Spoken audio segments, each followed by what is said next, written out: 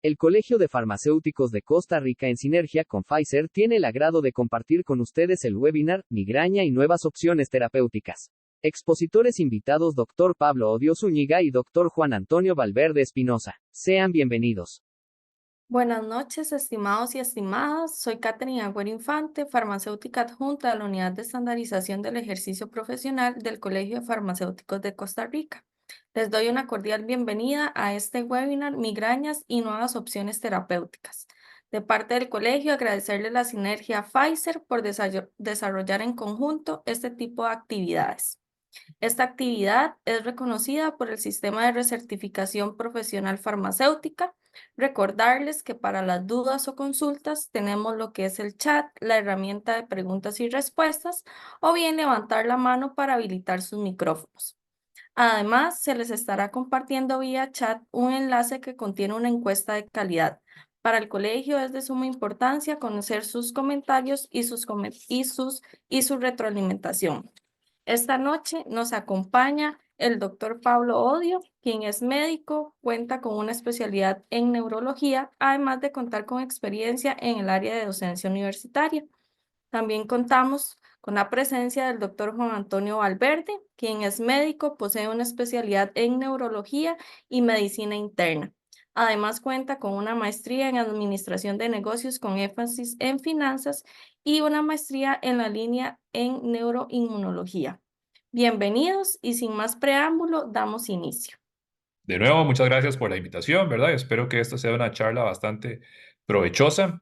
Vamos a empezar entonces hablando de lo que es eh, algunas generalidades de la migraña, fisiopatología, clínica, diagnóstico. A modo introductorio, me gustaría conversar sobre lo que es el impacto socioeconómico de la migraña, ¿verdad? Porque pues a veces la migraña se tiende a ver como pues un evento que pues, usted se toma alguna pastilla o tal vez es algo molesto, ¿verdad?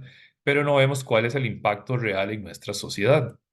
Entonces, si vemos algunos datos epidemiológicos, vemos que la prevalencia de la migraña anda alrededor del 14% de la población. Este número sube en lo que es población entre 20 y 50 años y en las mujeres todavía más. Si tomamos en cuenta lo que son trastornos asociados a cefalea en general, la prevalencia es de 52% más o menos, ¿verdad? Es bastante alta. Em, si nos vamos ya a lo que es el, lo que produce en cuanto al impacto socioeconómico, entonces nos podemos basar en los datos del Global Burden of Disease, que es una iniciativa que básicamente recopila datos epidemiológicos y los analiza para luego generar parámetros de salud mundial y regional. Entonces, este es un parámetro, el DALI, que básicamente lo que calcula es el tiempo de años perdidos por mortalidad de alguna enfermedad, más lo que son años viviendo con una discapacidad, ya sea temporal o permanente. Entonces, si vemos, bueno, acá comparamos lo que fueron las causas en el 2010, 2020, 2021. En el 2021 vemos donde llega COVID de una vez a posicionarse en el número uno. Si bajamos al número 15, vamos a ver lo que son las cefaleas, ¿verdad? Entonces la cefalea, y pues ya ahí vemos que está en número 15 en el mundo, ¿verdad? Produciendo lo que es, o basándonos en este parámetro, ¿verdad? El impacto a nivel social. Se ha mantenido en ese puesto, 15. En el del 2021, en realidad hubo un ascenso, pasándole a lo que es la tuberculosis, pero como apareció COVID, entonces siguió de 15, ¿verdad? Aquí estamos tomando en cuenta que la migraña perdón, la cefalea en general no es una patología mortal. Entonces, y está compitiendo contra otras patologías que sí son mortales, entonces que también suban en el rubro de años perdidos por muerte. Ok, entonces, esto es bueno siguiendo, viendo el parámetro este DALI, pero separándolo ya por género. Entonces, si vemos en las mujeres, ya lo que es la cefalea sube al puesto número 8. En hombres baja un poquito, a 16. Ya si nos enfocamos meramente en lo que son años viviendo en discapacidad, o sea, ya quitando lo que es el parámetro de mortalidad, entonces vemos que lo que es la cefalea sube a número 3, ¿verdad? Entonces ya está en un puesto bastante alto. nada más detrás de lo que es las lumbalgias y los trastornos depresivos, ¿verdad? Uno generalmente, yo creo que probablemente con la depresión debe pasar lo mismo, que uno no se imagina el impacto que tiene a nivel social. Y aquí, bueno, habla en general de lo que son ideas, pero ya, digamos, el impacto mayor en este caso es por la migraña como tal. Más o menos 90% de la contribución en este caso es por migrañas. Vemos que incluso le está ganando a patologías como evento cerebrovascular, al mismo COVID, ¿verdad? Entonces esto nos dice que pues, si estas patologías no generan muerte, pues al final la discapacidad no es tanta como la que produce la migraña en la población.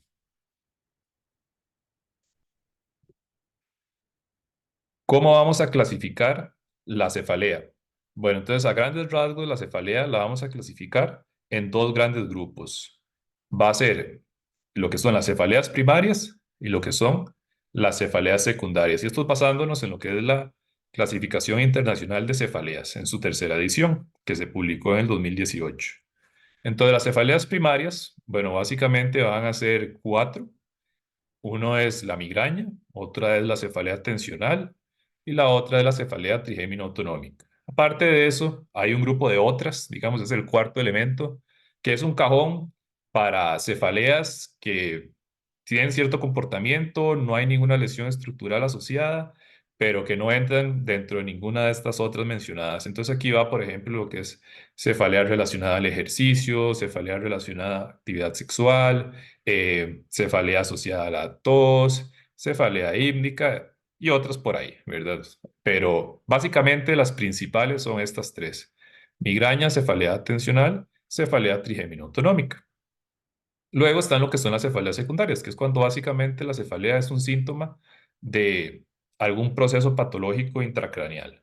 Entonces, y pues aquí es donde entra la cefalea por traumatismo craneoencefálico, por alteraciones vasculares como hemorragias, infartos cerebrales, luego lo que son tumores, lo que es abuso de sustancias, causas infecciosas como meningitis, lo que es hipotensión, hipertensión intracraneal, etcétera, etcétera, ¿verdad? Pero básicamente aquí la cefalea se convierte en un síntoma más, ¿verdad? No es la enfermedad como tal, como en las cefaleas primarias.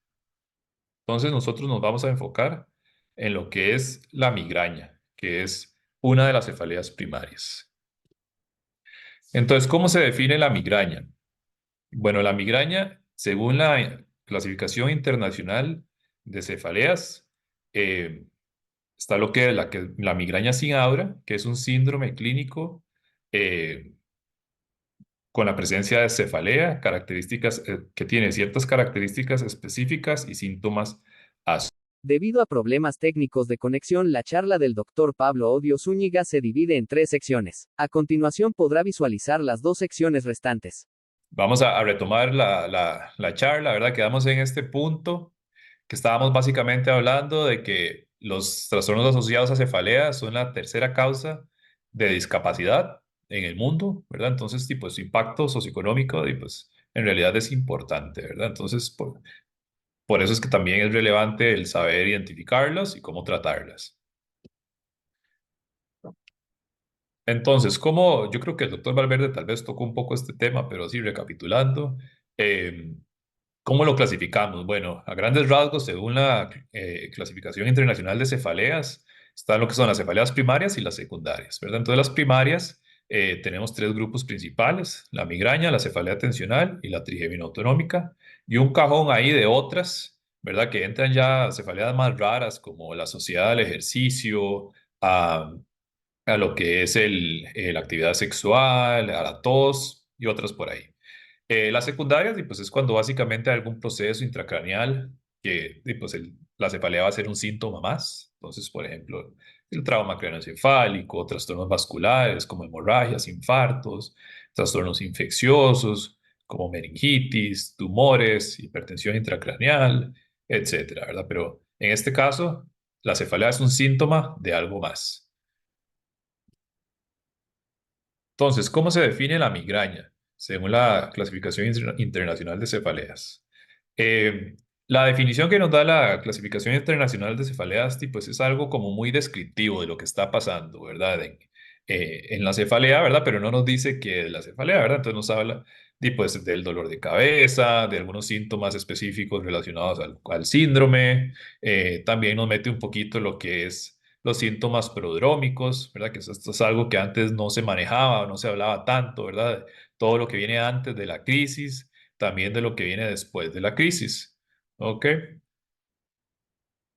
También nos da una descripción a grandes rasgos, ¿verdad? Entonces, ya de características más específicas, como lo que es la cefalea que tiende a ser pulsátil, unilateral, de una intensidad moderada a severa, que se empeora con lo que es el movimiento, la actividad física y que se asocia a otros síntomas migrañosos como lo de la fotofobia, fonofobia, las náuseas. Em, Y lo que es el aura, nos dice que es el aura, que básicamente son alteraciones neurológicas transitorias eh, que se pueden presentar y pues específicamente en el caso de las migrañas con aura y que tienden a ser reversibles, ¿verdad? O sea, son síntomas que dan y luego se quitan.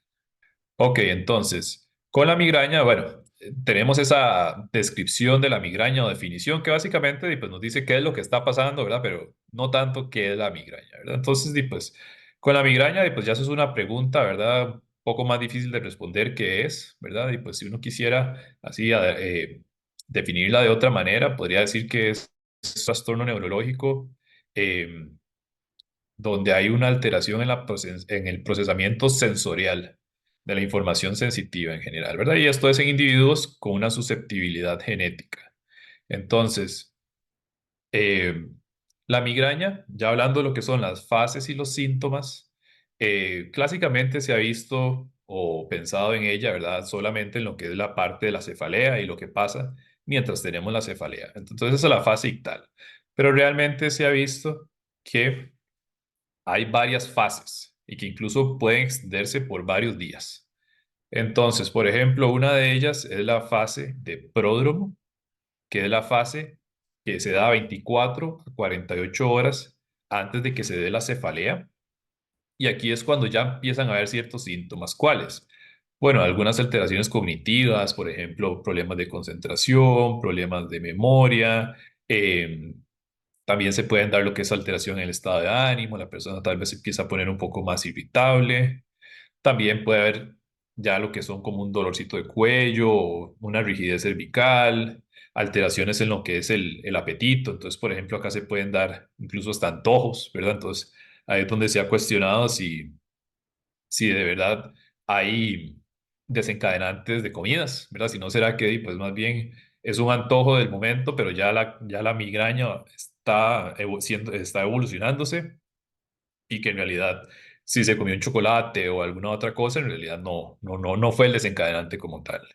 Otras cosas que se pueden empezar a dar son las hipersensibilidades a lo que es la luz, el sonido, los olores, eh, y o algunos síntomas ahí homeostáticos, lo que son, por ejemplo, frecuencia urinaria, bostezos, etcétera, etcétera, ¿verdad? Pero bueno, entonces, como vemos, hay síntomas que uno ni se imaginaba tal vez en algún momento que podían estar relacionados a la migraña, pero pues que se ha visto que en realidad son parte de esta fase, la fase de pródromo, y que puede durar de 24 a 48 horas.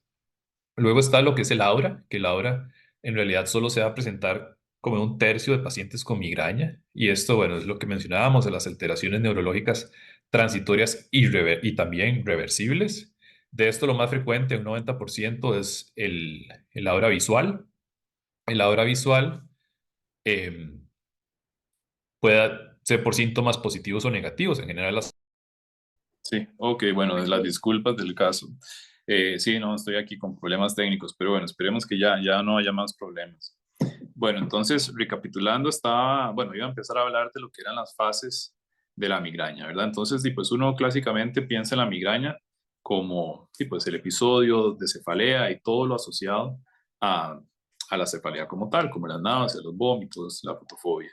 Pero realmente se ha visto, pues, que es un proceso que en realidad abarca varias fases, ¿verdad? Incluso algunas que pueden tardar 24 y 48 horas.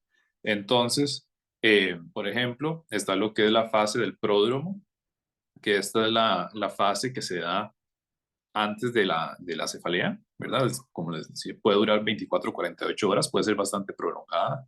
Es cuando ya empiezan a haber ciertos síntomas de, por ejemplo, disfunción cognitiva, que a la persona le cuesta más concentrarse, también alteración en el estado de ánimo, más irritabilidad, algunos síntomas eh, como por ejemplo rigidez cervical, alteración en el apetito, incluso antojos, ya lo que es la hipersensibilidad sensorial, a lo que es luz, sonidos, olores, incluso fenómenos como de bostezos, por ejemplo, ¿verdad? Entonces, algunos síntomas que uno ni se imaginaba que podían estar relacionados a la migraña, pero y pues que básicamente es la etapa anterior a la crisis. Por ejemplo, en esta etapa, pues ya se ha visto que incluso se podrían hacer algunas intervenciones terapéuticas como para que no llegara a esa etapa de cefalea. Luego está lo que es el aura. Entonces, el aura de la migraña básicamente corresponde a lo que son alteraciones neurológicas transitorias y que son completamente reversibles. Lo más frecuente es, perdón,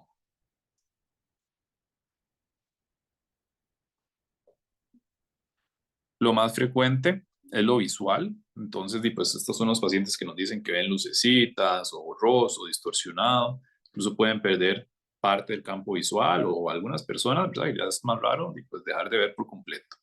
Después está lo que es el aura motora.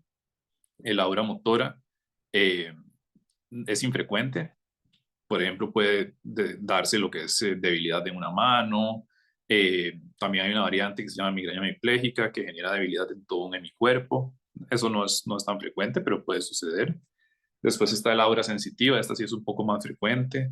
Lo que describen es, por ejemplo, sensaciones anormales como un hormigueo, un adormecimiento, punzaditas, un ardor que puede ser en la cara, cuero cabelludo, en la boca, la lengua, y a veces se puede extender a lo que son extremidades.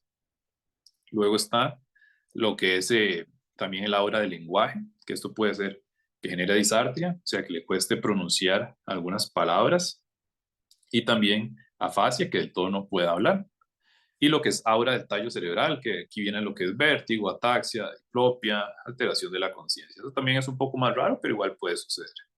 Lo que es la fase ictal, entonces ya está así es la etapa clásica, ¿verdad? La cefalea, que suele ser incapacitante, hemicraneal, aunque puede afectar otras partes como la región occipital, cervical, son las náuseas, vómitos, a veces puede haber cierto mareo, lo que es la hipersensibilidad a la luz, sonidos, olores, ¿ok?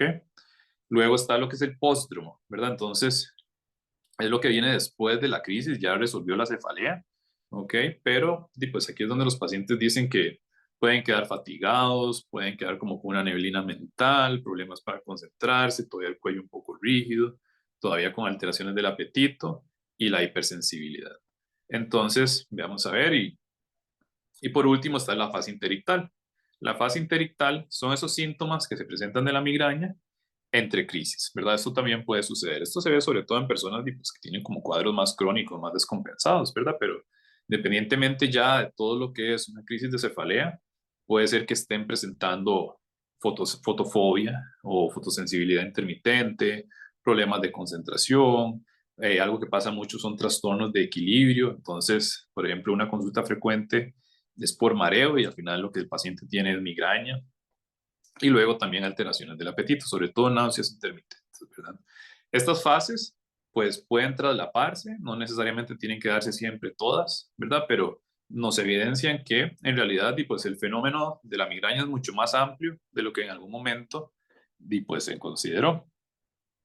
Entonces, ¿por qué se da la migraña? Bueno, hay varias teorías. La clásica es la vascular, sin embargo, se ha visto, por ejemplo, que la pulsatilidad de la cefalea no está sincronizada con lo que es las pulsaciones cardíacas, entonces parece que están más sincronizadas con oscilaciones a nivel de lo que son las ondas alfa cerebrales, entonces que se generan más a nivel cerebral.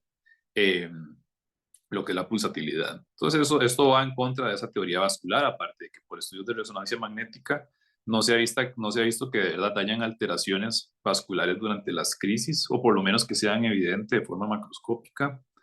Eh, Luego, hay una teoría dural donde nos dice que la migraña se origina más a nivel de la dura madre, que hay una activación, puede ser una inflamación de tipo neurógena, una activación de fibras nociceptivas a ese nivel, y que eso es lo que luego genera una activación del núcleo del trigémino y en general todo el proceso cerebral. Sin embargo, pues también con estudios de resonancia magnética a repetición no se ha visto como que haya un impacto a nivel de dura madre por inflamación repetitiva, tampoco que haya de nuevo alteración, digamos, de los vasos sanguíneos piales. Entonces, esta teoría dural también como que tiene varios elementos en contra.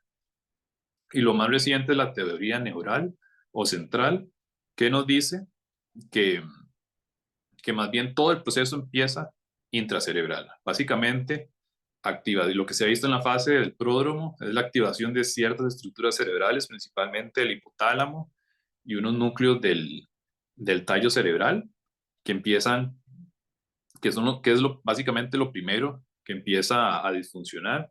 Entonces parece que al final, y pues, todo el fenómeno de la migraña se origina desde el mismo cerebro.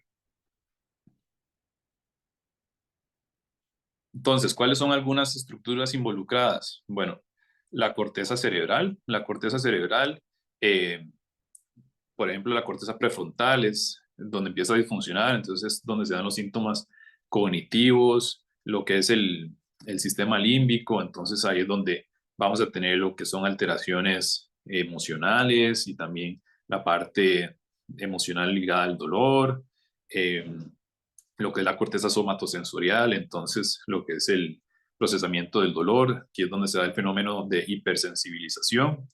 Eh, y también pérdida de habituación, o sea que ante un estímulo repetitivo debería ir disminuyendo la respuesta, pero se mantiene. Entonces eso también nos explica un poco lo que son las hipersensibilidades.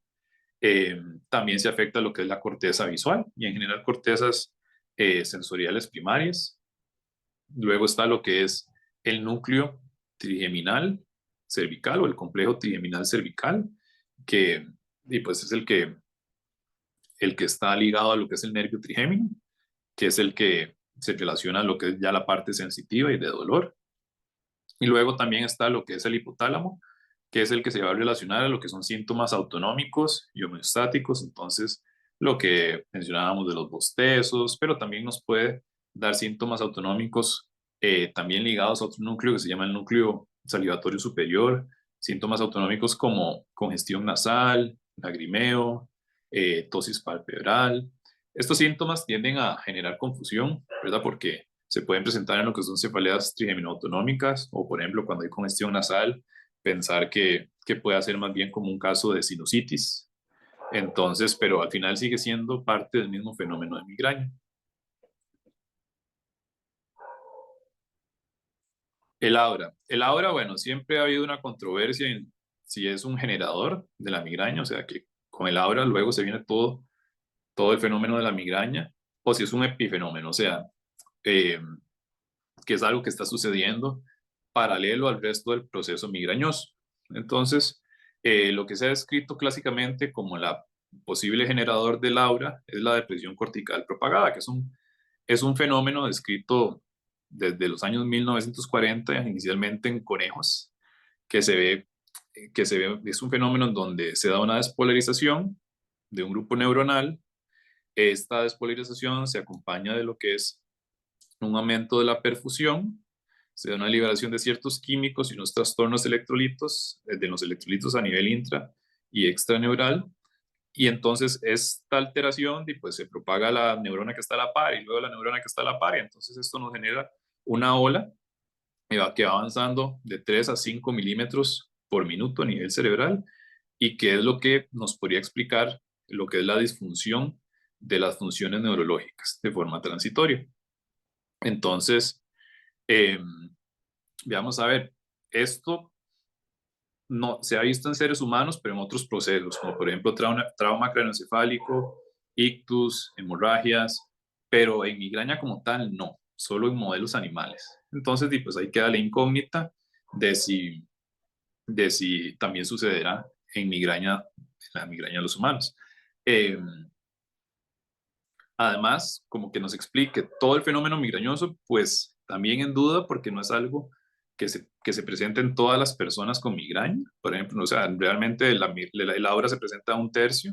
Además, pues no nos explica, por ejemplo, cuando hay síntomas bilaterales o varios fenómenos de aura concomitante. Entonces, podría ser que sea un proceso que esté sucediendo, la depresión cortical propagada, pero no podemos decir que realmente sea lo que nos explique la migraña.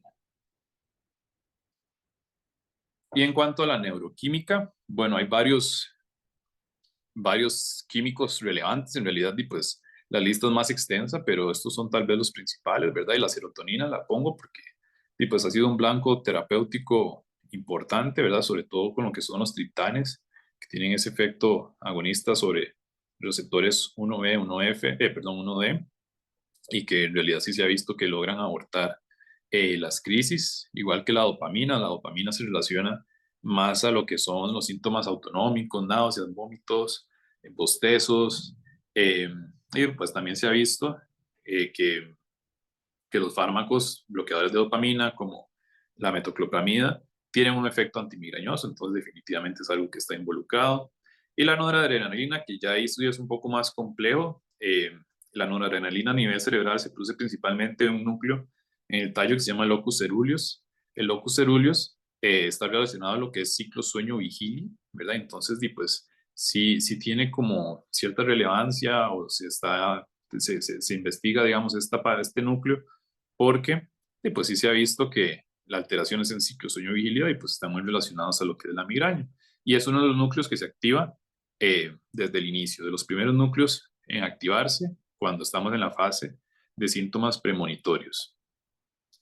Entonces, luego están lo que son los neuropéptidos. Entonces acá también hay uno muy importante que es el péptido relacionado al gen de la calcitonina, que bueno, como ya vieron con el doctor Valverde, hay un montón de blancos o de fármacos que se enfocan en este neuropéptido. Es un neuropéptido que está en el sistema trigémino vascular, el segundo descubierto después de la sustancia P. Tiene ciertas funciones como por ejemplo vasodilatación, también puede inducir inflamación neurógena, también participa en lo que es el proceso de sensibilización central y periférica. En modelos experimentales se ha visto que si se pone una infusión de péptidos relacionados al gen de la calcitonina, se induce una crisis de migraña. Entonces sí hay una clara relación con este neuropéptido. Luego está lo que es el polipéptido pituitario activador de la adenilato ciclasa. Este neuropéptido también es vasodilatador, también induce lo que es la degranulación de mastocitos. Entonces esto puede activar lo que son fibras nociceptivas a nivel dural. También es un posible blanco terapéutico. De hecho hay un anticuerpo contra este neuropéptido que en lo que son estudios de fase 2 ya evidenció cierta eficacia. Entonces ahora la idea es pasar a lo que son los estudios de fase 3. Entonces eventualmente va a ser o puede ser una opción terapéutica más. Entonces, ya viendo más o menos qué es lo que está pasando con la migraña, pues hay que ver ya cómo la diagnosticamos en términos prácticos, ¿verdad? Entonces, porque pues al final, lo que vamos a saber si el paciente tiene migraña o no tiene migraña, ¿verdad? Para saber si lo tratamos o no lo tratamos. Entonces, básicamente aquí nos vamos a basar en tres cosas. Uno son los criterios diagnósticos, que esto nos los va a dar la clasificación internacional de cefaleas, y luego también elementos que nos van a diferenciar la migraña de lo que son cefaleas primarias y de lo que son cefaleas secundarias. Entonces, en lo que es migraña sin aura, bueno, nos dice que las crisis generalmente son de 4 a 72 horas. Las características suele ser unilateral, pulsátil y de un dolor que suele ser moderado a severo. De esto lo que piden es 2 de 4, ¿verdad? Entonces, bueno, y el cuarto sería peor, que empeora o impide llevar a cabo la actividad física habitual. Entonces, por ejemplo, puede ser que sea unilateral y pulsátil, pero que el dolor sea leve, eso puede pasar, ¿verdad? Entonces, o que sea, por ejemplo, pulsátil, pero que no sea unilateral, sino que sea occipital, ¿verdad? Y que el dolor sí sea más moderado o grave. Entonces, pues por eso es que ponen de 2 a 4, ¿verdad? Porque al final, pues sí pueden haber ciertas variaciones en las características. Igual que si se acompaña de náuseas o vómitos y de fotofobia o fonofobia, ¿verdad? Las náuseas De estos es al menos uno de los dos. Las náuseas y los vómitos es frecuente, pero tampoco es que siempre, ¿verdad? Es como alrededor del 50%, puede ser un poco más, pero no es que necesariamente siempre. Y la fotofobia y fonofobia, pues también es muy frecuente, pero pues algunos pacientes no es algo que lo sientan tan marcado. Luego, lo que es migraña con aura, entonces, la migraña con aura básicamente son los mismos criterios anteriores, pero además los que son con los criterios que nos van a decir pues, si el paciente puede estar teniendo un aura o no, ¿verdad? Entonces, básicamente, pues sería que tenga síntomas, ya sea visuales, sensitivos, lenguaje, motores, del tallo o retinianos, eh, y que cumplan ciertas características, por ejemplo, que la propagación gradual dure al menos 5 minutos, eh, que se suceden 2 o más síntomas de aura, que cada síntoma de aura tiene una duración de 5 a 60 minutos, al menos uno de los síntomas de aura es unilateral, al menos uno de los síntomas es positivo y que se acompaña o que viene antes de la cefalea, periodo de 60 minutos. Entonces, algunas otras cosas que se mencionan en la clasificación internacional de cefaleas, bueno, que puede haber aura sin cefalea, eh, que pueden haber complicaciones, o sea, usted puede tener el aura y después no tener absolutamente ningún tipo de dolor y eso puede pasar y puede pasar de forma recurrente. También lo que son las complicaciones, entonces, por ejemplo, lo que es el estatus migrañoso, una cefalea que dure más de 72 horas, una aura persistente, una aura que dure más de una semana, eso puede pasar, un infarto migrañoso, que tenga un aura y que eso le termine generando un infarto en el sitio afectado. Eh, Incluso hasta están descritas convulsiones, eso es rarísimo, ¿verdad? Pero convulsiones asociadas a crisis migrañosas. ¿Cómo lo diferenciamos de cefaleas primarias? Bueno, entonces con la tensional, básicamente la tensional suele ser más global o occipitocervical, la intensidad suele ser más de leve a moderada, no suele ser tan incapacitante, y esa cefalea como que está ahí siempre molestando, pero que no se va, pero tampoco nos incapacita, ¿verdad? Entonces, además de eso, no tiene otros síntomas asociados, por ejemplo, fotofobia, fonofobia, náuseas, ¿verdad? Por lo menos no tan marcados como en la migraña. Y no va a tener fenómenos de aura. Y luego la otra, la diferenciación con lo que son cefaleas trigeminautonómicas. Las trigeminautonómicas pues tienen síntomas muy parecidos a la migraña, pero lo que sí es muy marcado es que siempre es unilateral, siempre es un mismo lado, el afectado. Se concentra mucho el dolor en el ojo o retroocular. Tiene síntomas autonómicos muy marcados, entonces el lagrimeo, que se le ponga rojo el ojo, que se le hinche la cara, que se le ponga roja. ¿Okay? También puede despertar a la persona en la noche, que se vaya a dormir sin dolor y que lo despierte. Y también tiende a poner a la persona más irritable y agitada, o sobre todo agitada o ansiosa, a diferencia de la migraña, que más bien la persona busca estar como en calma. Y en cuanto a lo que es cefalea secundaria, entonces en la cefalea secundaria, pues está esta mnemotecnia, SNOOP 10, que básicamente es una lista de banderas rojas o signos de alarma que pues si están presentes nos van a decir que puede ser pues algún otro tipo voy a decir una cefalea secundaria, ¿verdad? Entonces, por ejemplo, si hay fiebre, que pueda ser una meningitis, que si hay historia de cáncer, entonces una metástasis cerebral, que si hay algún déficit neurológico que no se quita, entonces, por ejemplo, un proceso vascular, una cefalea de inicio súbito, entonces una hemorragia subaracnoidea, que empieza después de los 50 años.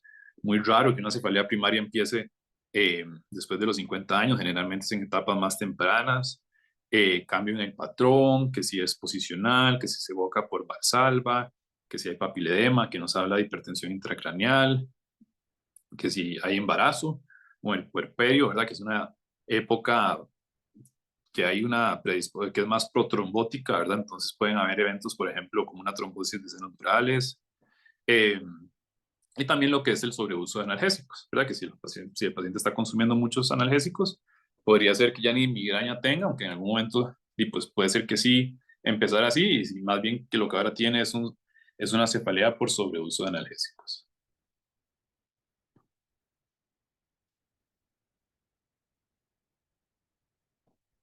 Muchas gracias.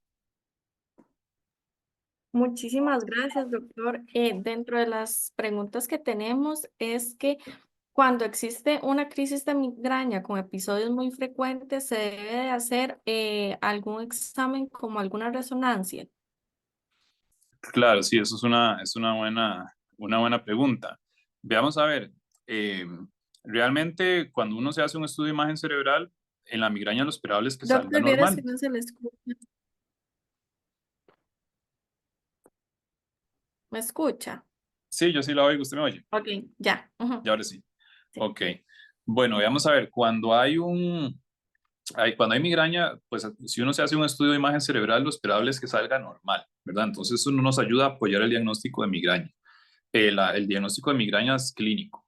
Pero si tenemos sospecha de alguna cefalea secundaria, entonces pues ahí sí es casi que obligatorio, ¿verdad? Pero básicamente es como de diagnóstico diferencial, ¿verdad? Entonces pues en eso uno se basa en los signos de alarma que acabamos de mencionar, ¿verdad? Entonces si hay alguno de esos elementos, pues casi que ya automático es necesario hacerse el estudio de imagen cerebral. También nos comentan el doctor Estrada. Yo soy migrañosa crónica. Neurólogos me han mandado tratamiento preventivo, como propanolol, valproato, pero no los toleré por efectos secundarios. El único que me funcionó era el flunaricina, pero lo sacaron del mercado en Costa Rica hace muchos años. Ahora no estoy ejerciendo como regente, pero tengo la percepción es que en Costa Rica no contamos con la gran variedad ni de tratamientos preventivos, ni hay genéricos de los triptanes, por lo que resulta caro un buen abordaje. Claro, sí, sí, en general el abordaje de la migraña crónica es caro, eso es cierto, ¿verdad? Porque ya, bueno, el doctor Valverde lo mencionaba, el costo del Botox o la toxina botulínica, pues igual lo que es el costo de los anticuerpos monoclonales. Eh, pero bueno, al final no quiere decir que lo que son los preventivos clásicos no funcionen. La flunarizina, por ejemplo, esa, bueno, sí, sí, que en algún momento salió, pero si no me equivoco ya está otra vez en el mercado con el nombre de Flucina. Eh, y pues ahí es donde también entra lo que son otro tipo de intervenciones, aparte de las meramente farmacológicas, ¿verdad? Como lo que es el ejercicio, la higiene del sueño, la alimentación, ¿verdad? El mindfulness, eh, lo que son los suplementos como el magnesio, y pues esto, veamos a ver, y pues eh, llega un punto donde pues se ha probado con varias cosas, ¿verdad? Y pues entonces ya hay que recurrir a estas otras terapias, ¿verdad? Que pues son de segunda, tercera, incluso cuarta línea, ¿verdad? Pero no quiere decir que eventualmente no le puedan ayudar. Bueno, buenas noches. Voy a saltar directo entonces para ver si luego logramos terminar lo que tenía preparado el doctor Odio. Y voy a aprovechar que él había hecho una muy buena introducción sobre el impacto de los dolores de cabeza en la sociedad. Eh, Obviamente esto le voy a dar como una pincelada porque sé que él tiene más profundidad en esta parte de la charla, pero hay como dos conceptos importantes. Uno, tener claro que es cefalea como dolor de cabeza, ¿verdad? Que es un dolor aquí en la región de todo lo que es el cráneo, lo que está por encima del cuello. Lo que duela por encima del cuello es dolor de cabeza, pero no todos los dolores de cabeza son migraña, como venía diciendo el doctor Odio. Y como bien lo había o le estaba explicando, los dolores de cabeza se dividen en dos grandes ramas, las primarias y las secundarias. Las primarias, como venía diciendo, eran la migraña, la tensional, los dolores de cabeza en racimos. Y las secundarias son cuando el dolor de cabeza es un síntoma, pero no una enfermedad. Y eso son síntomas de otras enfermedades, como infecciones, tumores. Queda un 1% que son neuralgias y neuritis, que a veces dan en el cráneo. Creo que todos estamos familiarizados con el tema de las neuralgias del trigémino. Son dolores en el cráneo, o sea, son parte del síndrome de la cefalea, pero que es un dolor directo por la afectación de un nervio. Pero hay una muy frecuente, por ejemplo, que da detrás de la oreja, como en la zona en donde se insertan los músculos de cuello hacia el cráneo, que se llama neuritis o neuralgia de Arnold, ¿verdad? Y después que, aunque todo el mundo cuando está con un dolor de cabeza muy intenso, piensa que le está pasando algo muy malo, por dicha, el 90% de las cefaleas son primarias. Como decía el doctor Odios, no son dolores de cabeza que matan, pero muchas veces se sienten muy feo, muy horrible, muy discapacitantes.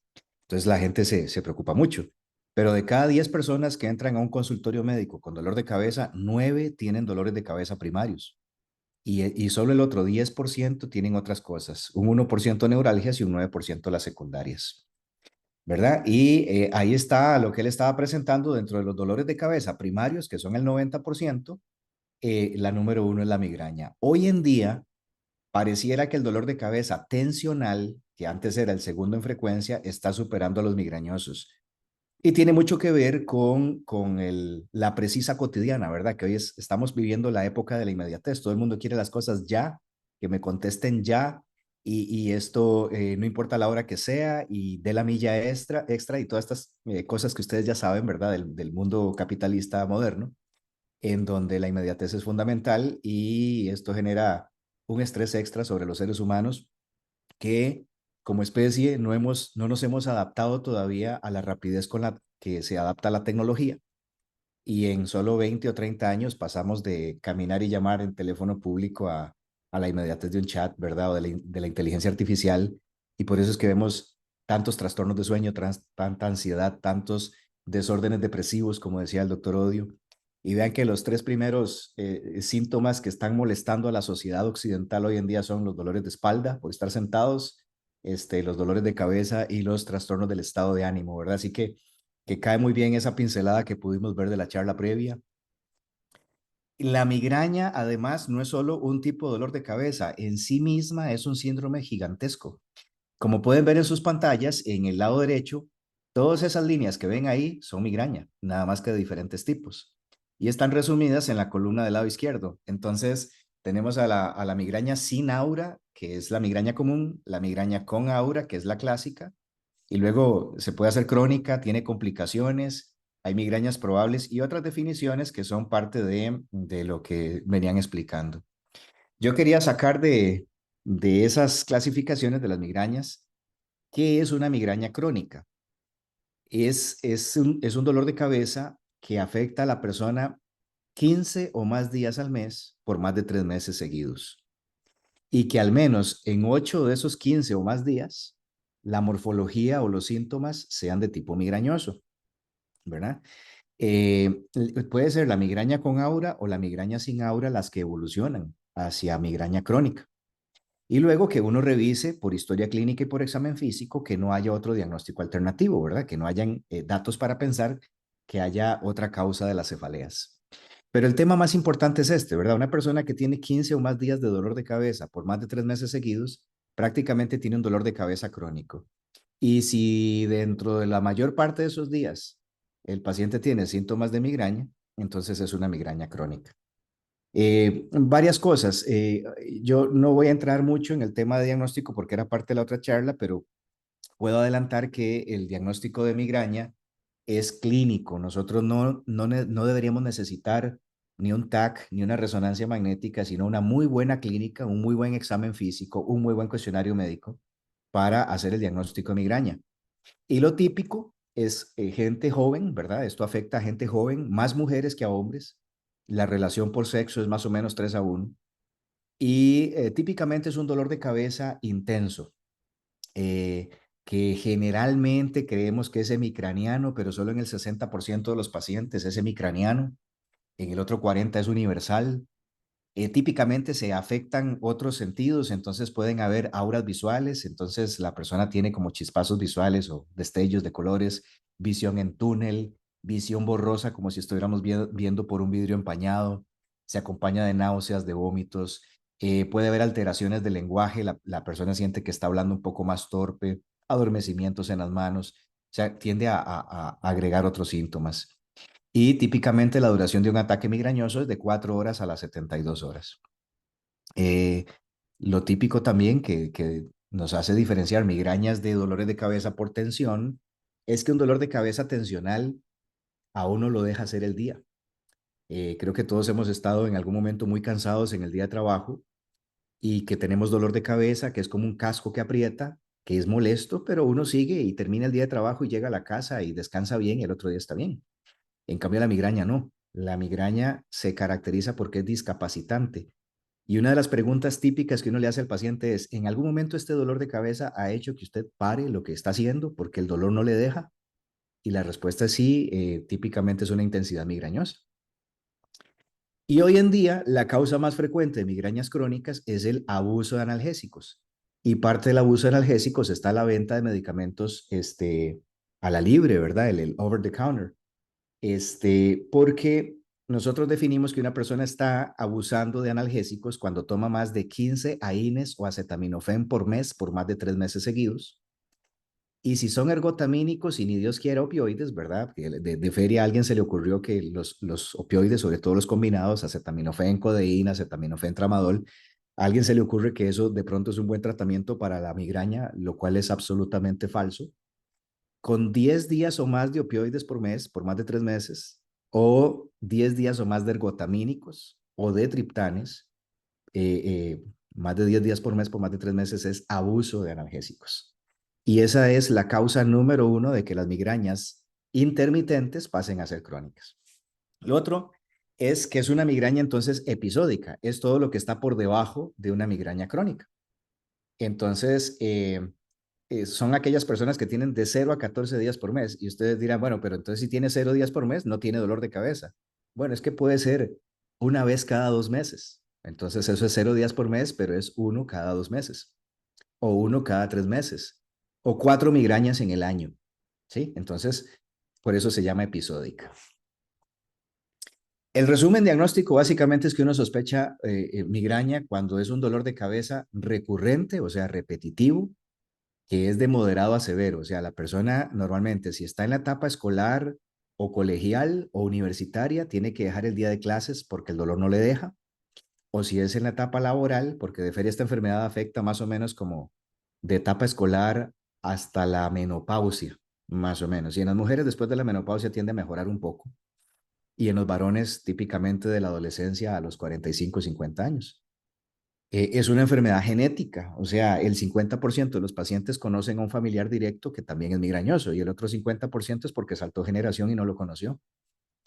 Entonces, típicamente se asocia con fotofobia, ¿verdad? Una sensibilidad tremenda a la luz o a los ruidos o a los olores, o sea, fotofobia, fonofobia, osmofobia, náuseas o vómitos. Y típicamente empieza en edades tempranas. Por eso es que es tan discapacitante y tiene ese impacto en la sociedad que decía el doctor Odio, porque afecta a gente en etapa de formación educativa, formación laboral y la población económicamente activa. El diagnóstico, como les decía, es historia clínica y examen físico. En el examen físico uno nada más ve la cara del dolor del paciente, pero el fondo de ojo está bien y no tiene ninguna focalización neurológica. Y solo si hay banderas rojas hacemos imágenes. Ahorita vamos a ver qué son las banderas rojas. Y lo otro importante es reconocer cuáles son los detonantes que para cada persona son diferentes, pero que las más frecuentes son, por ejemplo, la deprivación de sueño, no dormir bien, o saltarse las horas de comida. Entonces ahora viene la moda esta del ayuno intermitente y entonces los migrañosos se disparan, ¿verdad?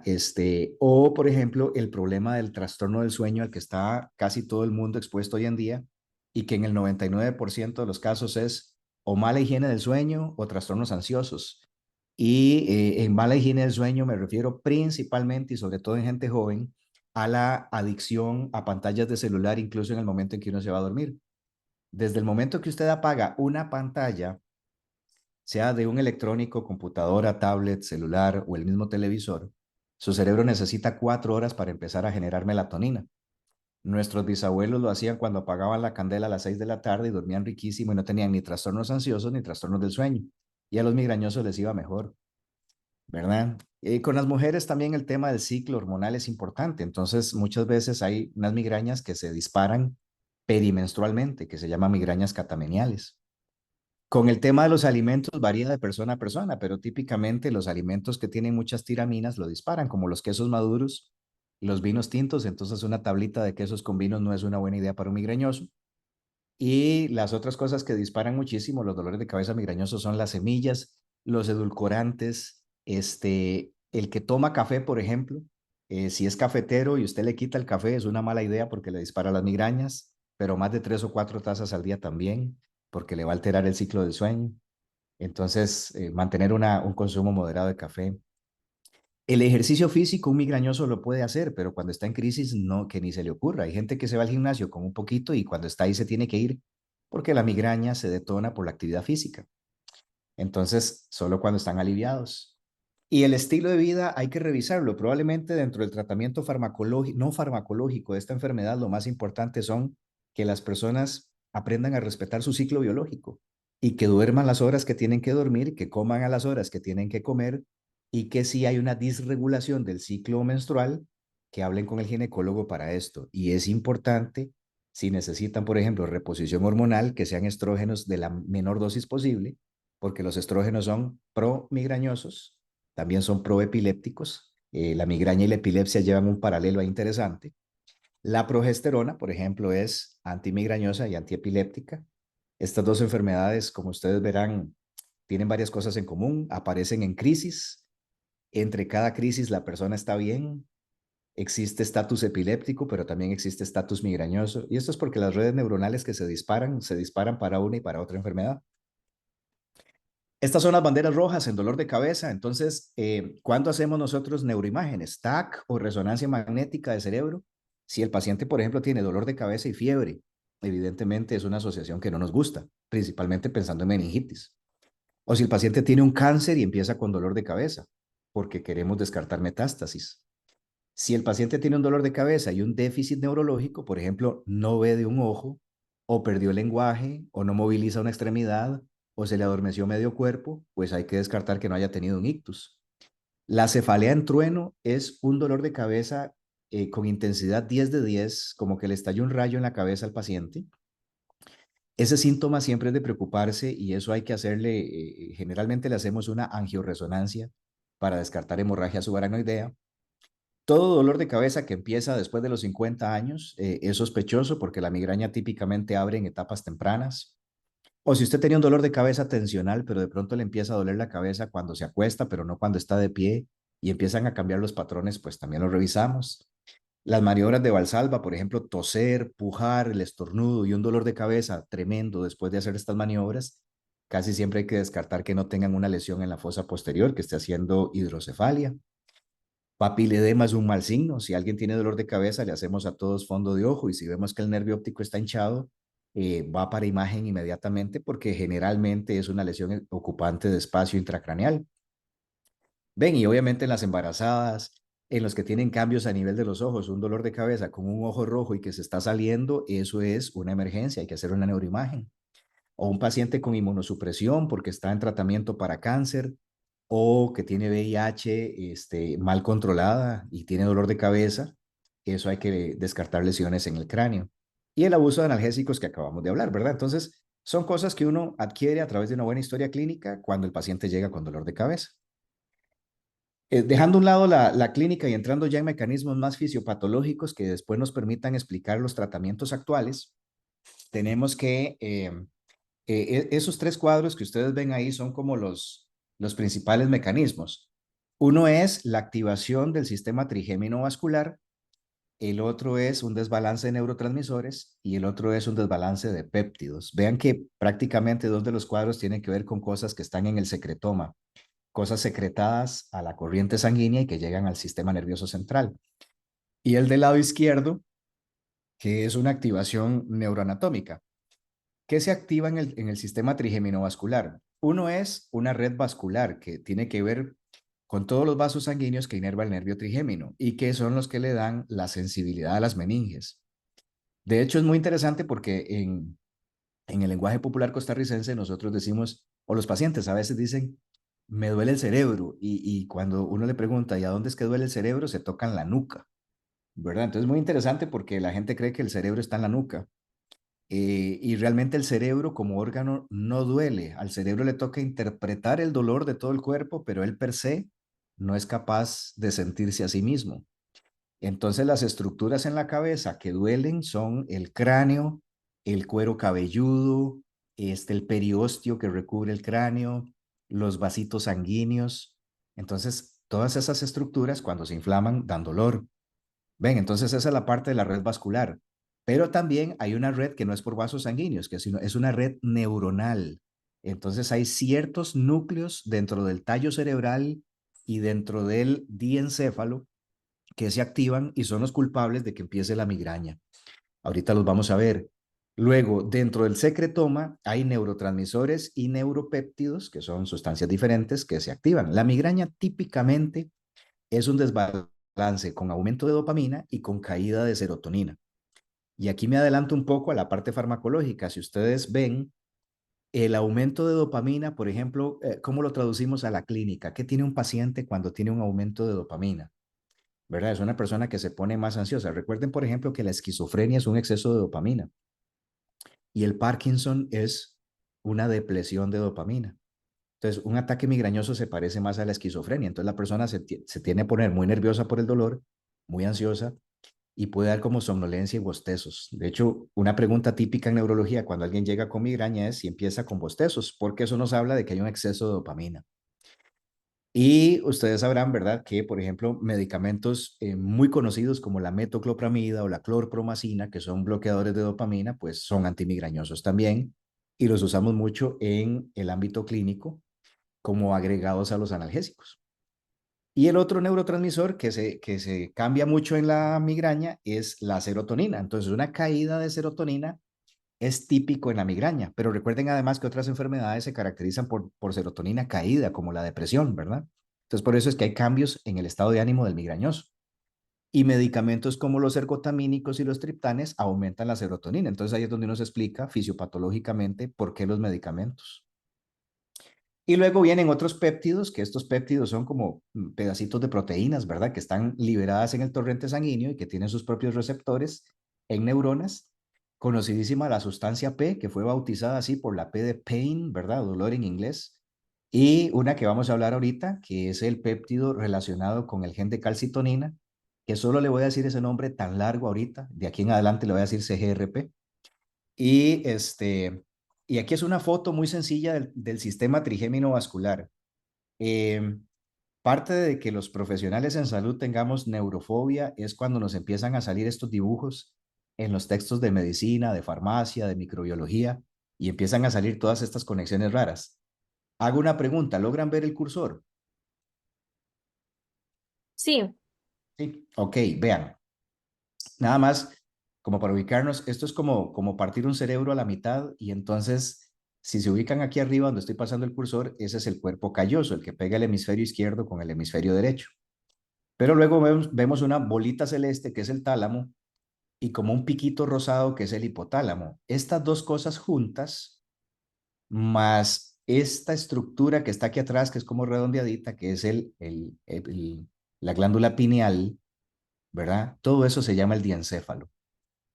Sí, y el diencéfalo es muy interesante porque el tálamo es un centro de relevo de todos los sentidos del ser humano llegan al tálamo y de aquí van hacia la corteza.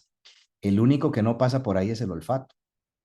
Entonces, en el tálamo y en el hipotálamo está el reloj biológico de nosotros, ¿verdad? O sea, nuestros ciclos biológicos se regulan en el hipotálamo, el que sepamos cuándo es de día, cuándo es de noche, el núcleo supraquiasmático es el culpable, y luego que de aquí se controla todo el sistema endocrino también. Y la otra cosa interesante del hipotálamo es que todos nuestros apetitos se regulan ahí. El apetito por la comida, que le llamamos apetito, el apetito por la sed, ¿verdad? Perdón, por el líquido, que le llamamos sed, el apetito sexual, que le llamamos libido, todo eso está en el hipotálamo.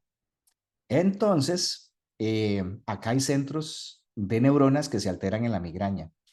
Pero, por ejemplo, si una persona que es muy sensible a la luz migrañosa se expone a luces intensas, el estímulo entra por el ojito, va por el nervio óptico, pasa ahí por el hipotálamo y el tálamo, e inmediatamente enciende el circuito de la migraña. Luego, aquí abajo, en el tallo cerebral, hay un núcleo larguísimo del nervio trigémino, ¿verdad? El trigémino es el nervio por excelencia que nos da la sensibilidad en la cara y en la parte anterior de la cabeza. Y el núcleo que va desde el puente hasta el tallo cerebral, este que se ve como en color verde, ahí para abajo, llega incluso y hace sinapsis con las primeras neuronas de los segmentos cervicales, desde el segmento 1 hasta el segmento 3. Por eso es que a todo migrañoso le duele el cuello también, porque el núcleo caudal del trigémino, que es ese núcleo largo, tiene que ver con el dolor en la cara, en la cabeza y en el cuello. Y una vez que esos núcleos se encienden, y que se pueden encender por cualquier cambio ambiental. Puede ser las hormonas en la menstruación, puede ser luces muy intensas, puede ser las tiraminas del maní o de la macadamia o del vino tinto o de las cervezas oscuras. Todo eso, ¿verdad? Dispara este núcleo. De ese núcleo se dispara arriba el tálamo y el hipotálamo y eso se va por los vasos sanguíneos y por los nervios del cráneo, dilata los vasos que están en la dura madre y originan ese dolor pulsátil espantoso que siente la persona, porque hay una inflamación aséptica, es una inflamación no por bichos, sino funcional de los vasos sanguíneos del cerebro. Y entonces al dilatarse los vasos sanguíneos dentro de las hojas de la meninge, que es extremadamente sensible al dolor, ahí es cuando la persona siente que se le estalla la cabeza, ¿verdad? Y entonces ven las conexiones que están entre el núcleo trigémino, aquí que está pelotita, donde salen las tres ramas, la oftálmica, la maxilar y la mandibular, y cómo se conectan a través del tallo cerebral hacia el cuello. Y de los segmentos cervicales da dolor en la nuca y en la parte de atrás de la cabeza, y ahí está el hecho de que duela toda la cabeza y el cuello en la migraña. Dentro de los mediadores moleculares, ¿verdad? Porque ya vimos las redes vasculares y las redes neuronales, pero hablamos de que se alteraba la dopamina y la serotonina. Pero existen también estas sustancias como la sustancia P, que se libera mucho ahí en el tallo cerebral, y el CGRP. Y hay otra que está tomando mucha importancia últimamente, que es el PACAP, ahorita la vamos a mencionar. Tienen también algunas importancias la orexina, la melatonina, la norepinefrina. Este lo vamos a revisar un poquito más en detalle porque explica un poco los medicamentos nuevos que existen para esto. Entonces, en el dibujo que tienen a la derecha, recuerdan la famosa bicapa lipídica de las membranas celulares, ¿verdad? Entonces, en color morado teníamos las cabecitas de esos lípidos o fosfolípidos de membrana y las patitas de color como beige forman las dos capas, la parte liposoluble de la membrana celular. Entonces, para que yo pase algo desde el líquido extracelular al líquido intracelular, necesitaba unas proteínas que atraviesan la membrana celular y por eso se llaman proteínas transmembrana. Y esas sirven de receptores de moléculas. Entonces, esa molécula roja que se está pegando a la proteína transmembrana de color azul es el CGRP. Y hay varias isoformas. Realmente las más importantes se llaman así, CGRP alfa y CGRP beta. El beta tiene 37 aminoácidos y resulta que están las neuronas del sistema nervioso central y periférico a todo nivel, en el cerebro, en el tallo cerebral, en la médula espinal y en los nervios periféricos. Y resulta que este péptido es sumamente vasodilatador. Cuando se une al receptor transmembrana, lo que hace es que activa una serie de segundos mensajeros ligados a proteína G y entonces producen vasodilatación en los vasos sanguíneos del cráneo, aquellos que vimos dentro de las capas de meninges, y producen entonces un dolor de cabeza intenso. Además, sensibilizan todos esos núcleos del tallo cerebral que vimos, que son los que disparan la activación del tálamo, del hipotálamo y de las ramas del nervio trigémino que producen dolor en la cabeza. Entonces, típicamente lo que hace este péptido es que una vez unido a su receptor, produce vasodilatación en los vasos cerebrales y activan todo el sistema trigémino vascular y el trigémino cervical. Y de pronto también aumenta la producción de sustancias proinflamatorias, principalmente interleuquinas y sustancia P. Entonces, cuando se descubrió este ciclo, se puso como target ver cómo se podía bloquear el CGRP para tratar de evitar dolores en la cabeza. Entonces, en migraña esto produce vasodilatación, la inflamación aséptica neurogénica, o sea, inflamación de las terminales nerviosas y de los vasos sanguíneos, pero aséptica, ¿verdad? No mediada por infección. Es una itis aséptica, no es una itis infecciosa. Y activa todos los nociceptores a nivel de meninges y produce sensibilización central y periférica por glutamato. Nosotros en clínica sabemos que un paciente tiene sensibilización central, y este concepto es importante por lo siguiente. Cuando uno empieza con un dolor como la migraña y no lo trata rápido, ese dolor se centraliza.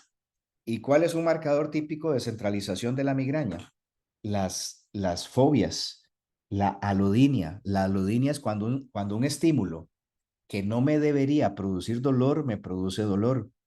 De pronto estamos más familiarizados con la alodinia de una neuropatía, ¿verdad? Que la sábana le toca las piernas a un paciente diabético y él siente como que le queman las piernas en la noche. Eso es alodinia, porque la cobija o la sábana no nos debería dar ese síntoma.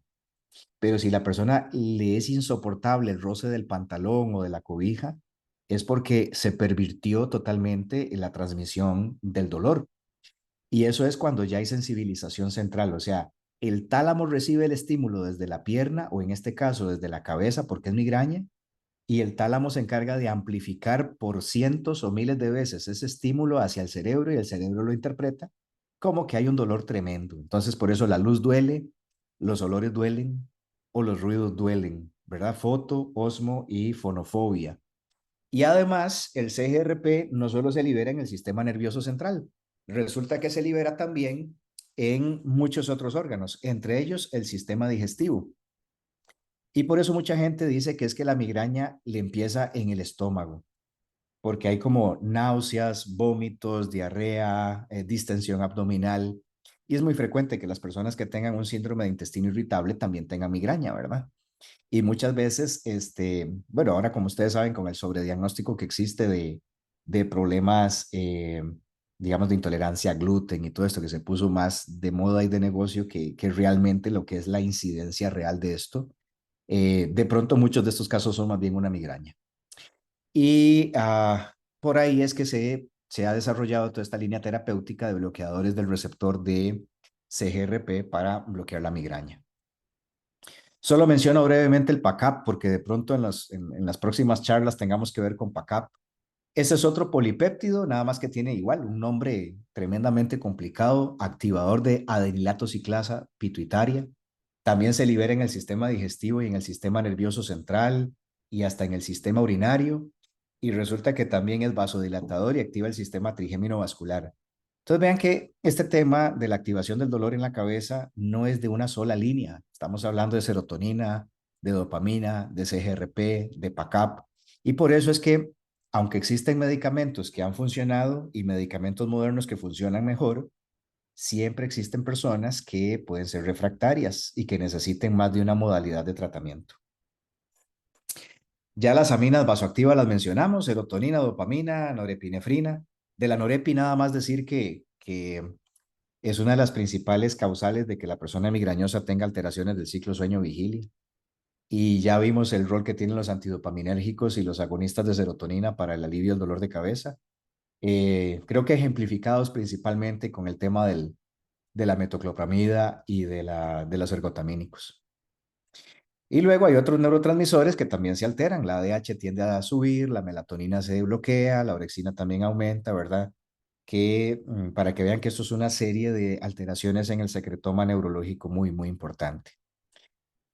Bien, entonces nada más como para recalcar, la migraña, como es un dolor de cabeza súper complejo, tiene también varias fases. Típicamente se identifican la prodrómica, el aura, la cefalea, la posdrómica y la interictal. Hay que decir, de cada 10 migrañosos, solo 4 tienen aura. O sea, lo más frecuente es una migraña sin aura. Y como el 40% tienen aura y de los que tienen aura, el 90% son visuales. Y eso tiene una explicación fisiopatológica muy interesante. Parece que cuando se activan estos núcleos del tallo cerebral, se manda una señal de vasoconstricción principalmente hacia la circulación posterior. Entonces, lo primero que se vasoconstriñe son los vasos de los lóbulos occipitales y ahí está el área visual. Entonces, al haber una hipoperfusión relativa, es que uno empieza con los síntomas visuales. Y luego se va haciendo hacia adelante, va adelantándose como una onda de propagación hacia los lóbulos frontales. Entonces, por eso después la persona puede tener trastornos sensitivos cuando pasa por el lóbulo parietal, trastornos del estado de ánimo o de la memoria o del lenguaje cuando pasan por el lóbulo temporal y trastornos de la conducta y del razonamiento cuando pasan por el lóbulo frontal. Y una vez que pasa esta onda de vasoconstricción relativa, por detrás viene la vasodilatación producida por estas sustancias como el CGRP, y ahí es cuando la persona siente que después del aura le da ese dolor como un estallido en la cabeza que pulsa y que le discapacita. No todas las personas tienen todas esas fases, todas esas 5 fases. Hay gente que solo tiene, por ejemplo, aura sin migraña, eso existe. O hay gente que entra con dolor de cabeza sin pasar por fases prodrómicas.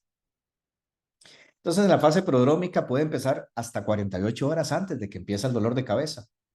y está presente casi en todos los migrañosos, 8 de cada 10. Entonces parece que se activa el hipotálamo, ¿verdad? Y el locus coeruleus, que ya los vimos. Y típicamente la gente dice, me va a dar una migraña. ¿Por qué? ¿Por qué usted sabe que le va a dar una migraña? Ah, porque yo empiezo a bostezar o porque empiezo a sentirme que me desconcentro en el trabajo y no funciona igual. O porque no aguanto que griten en la casa o que pongan el tele duro. O si voy manejando en la noche y ponen esas luces LED de los carros que además son ilegales, ¿verdad? Y las personas se activa muchísimo. Manejar con eso es peligroso para un migrañoso y para un epiléptico también. Les cambia el apetito, les da dolor de cuello, ¿verdad? Por eso es que muchos dicen que les duele el cerebro en la nuca. Y mucha gente dice que empieza a orinar por las noches un montón y empiezan nauseosos, ¿verdad? Esa es la fase prodrómica, puede durar hasta 48 horas. Y luego viene el aura, solo en el 40% los migrañosos. 30, 40%, como dice ahí, ya dije que la 90% la visual. Y esa es una composición típica de un aura visual, ¿verdad? Esa que ustedes ven ahí en la foto. Se ve como un vidrio empañado con destellos luminosos y a veces queda como un escotoma, solo viendo por el centro. Resulta que un neurofisiólogo brasileño describió esto hace casi 100 años, el doctor León, que es como decir el doctor León en español. Él era migrañoso y se puso un electroencefalograma y empezó a ver ondas de ultrasonido y se dio cuenta que empezaba la vasoconstricción en el lóbulo occipital y que le avanzaba más o menos 3 milímetros por minuto hacia los lóbulos frontales y fue el que describió por qué es que se producen las auras. ¿Verdad? Por esa despolarización cortical que empieza desde la parte de atrás, como ven acá, y que va corriendo hacia la parte de adelante. Entonces empieza con una fase de hipoperfusión que produce el aura, y cuando viene la hiperperfusión posterior es cuando empieza el dolor de cabeza. Este slide es muy importante porque explica por qué razón en la parte del aura, acá, cuando hay hipoperfusión, es una pésima idea usar ergotamínicos y triptanes porque el mecanismo de funcionamiento de estos dos medicamentos o de estas dos familias de medicamentos es vasoconstricción. Entonces, empeoramos la hipoperfusión y por eso ha habido casos de ictus occipitales por gente que empieza a tomar triptanes o medicamentos ergotamínicos en la fase del aura.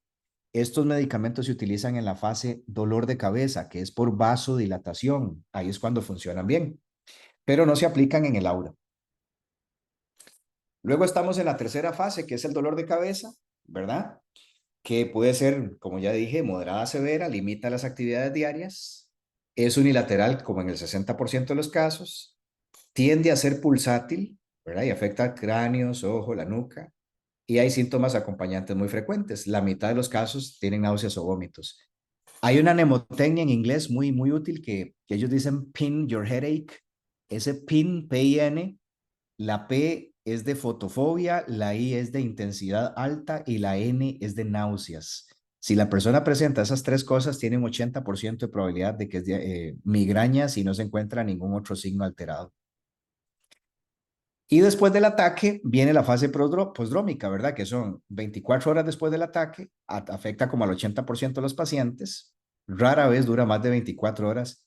Y lo típico es que el paciente queda con una fatiga y un cansancio, desconcentrados y con dolor en el cuello. Eso es así como la recuperación después de un ataque de dolor de cabeza tremendo. Hay que decir que si el dolor de cabeza dura más de 72 horas, se llama estatus migrañoso y se trata diferente. Y luego viene una fase interictal, que quiere decir una fase entre las crisis. Y ahí es cuando la persona está libre de síntomas, pero puede permanecer incluso con hipersensibilidad a luces o a ruidos.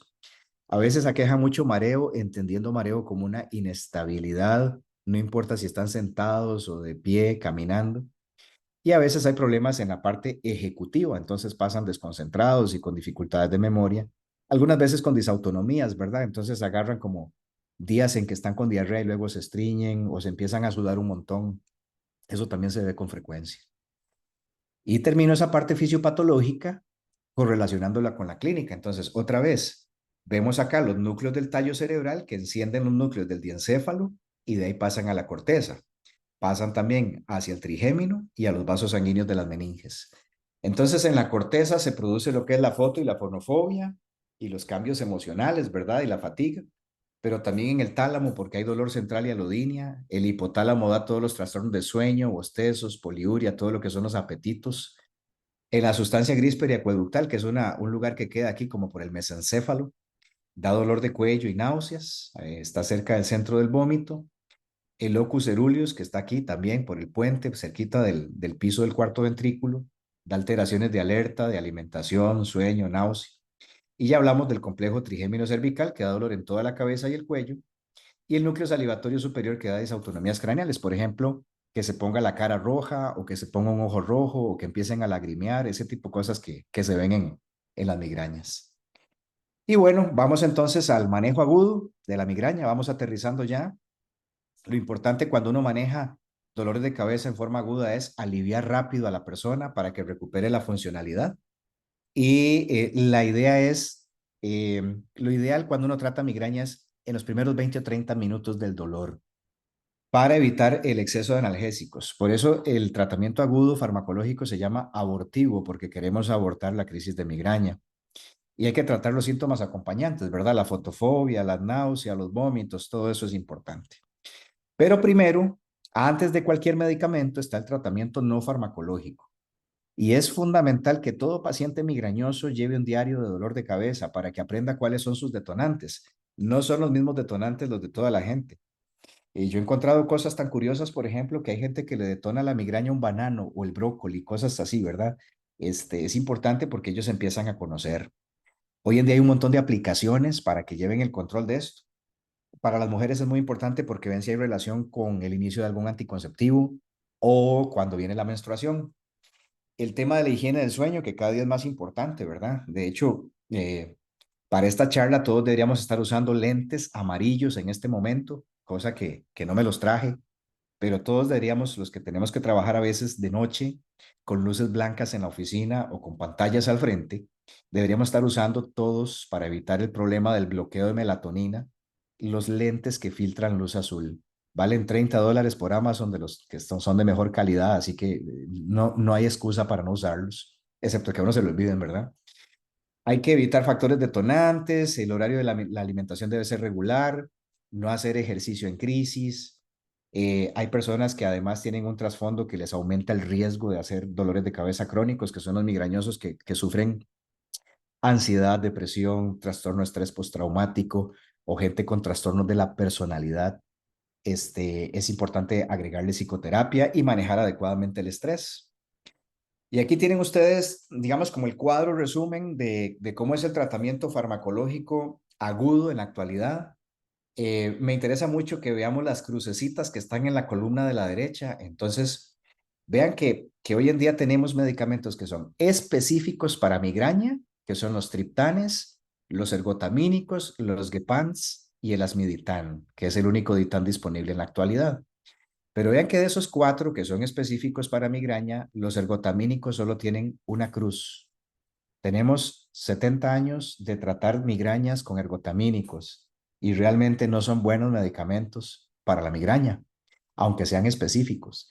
Y tienen un montón de efectos secundarios y uno no debería usarlos en personas hipertensas, sobre todo si no están controladas o en pacientes cardiópatas, pero van y lo compran en el mostrador de una farmacia sin ninguna receta y se lo toman por montones. Y estas cosas pueden hasta necrosar la circulación distal, ¿verdad? Eso es todo un tema que hay que discutir.